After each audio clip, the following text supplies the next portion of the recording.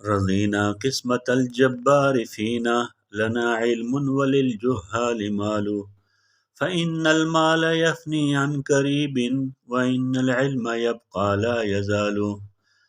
حضرت علی رضی اللہ تعالی عنہ نے فرمایا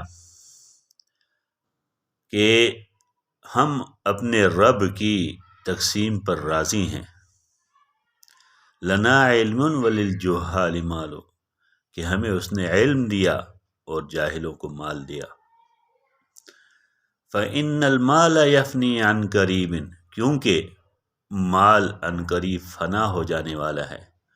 وإن العلم يبقى لا يزال، اور علم ہمیشہ کے لیے باقی رہنے والا ہے، کیونکہ اس علم کی روشنی میں ہی انسان دنیا میں اچھے اعمال کرتا ہے، اس علم کی روشنی میں ہی انسان اپنے اللہ کے ساتھ ملاقات کرتا ہے، اور اس علم کی روشنی کی وجہ سے ہی انسان جنت کی نعمتوں میں داخل ہو جاتا ہے۔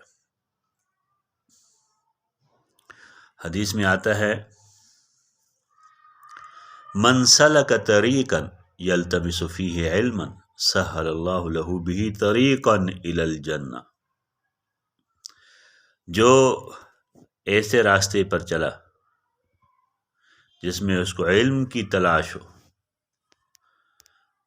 سہل اللہ لہ بہ، اللہ رب العزت اس کے لیے اس علم کی تلاش میں جانے کی وجہ سے آسان فرما دیتے ہیں جنت کا راستہ۔ تو یہ علم یہ سراسر نور ہے، اور یہ علم قرآن اور حدیث کا علم ہے۔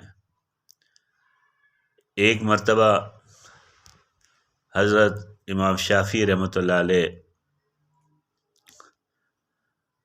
نے اپنے استاد وکیع سے اپنے حافظے کے بارے میں شکایت کی، فرمایا شکوت الی وکیع سوء حفظی فاوصانی الی ترک المعاصی، کہ میں نے اپنے حافظے کی کمزوری کی شکایت کی اپنے استاد وکیع رحمۃ اللہ علیہ سے، تو انہوں نے کیا فرمایا، فاوصانی الی ترک المعاصی، انہوں نے مجھے نصیحت کی کہ گناہوں کو چھوڑ دو۔ فإن العلم نور من الہ ونور اللہ لا یعطی لعاص، اور فرمایا کیونکہ علم ایک نور ہے، اور یہ نور گناہ گار کو نہیں دیا جاتا۔ تو یہ ان کا ایک معیار تھا، وہ بہت اعلیٰ معیار پر تھے۔ ان سے ہمارے نزدیک گناہ تو سرزد ہوتے ہی نہیں ہوں گے جس طرح کے گناہ ہم سے سرزد ہوتے ہیں، کیونکہ وہ مقتدا تھے۔ اللہ رب العزت نے ان کے علم اور ان کے جہد کو قبول کر کے ان کو امام بنا دیا آنے والی قوموں کے لیے، آنے والی نسلوں کے لیے، قیامت تک آنے والے انسانوں کے لیے۔ 4 ائمہ کو اللہ نے مقبولیت دی، امام ابو حنیفہ رحمۃ اللہ علیہ، امام شافعی رحمۃ اللہ علیہ، امام احمد بن حنبل رحمۃ اللہ علیہ، اور امام مالک رحمۃ اللہ علیہ۔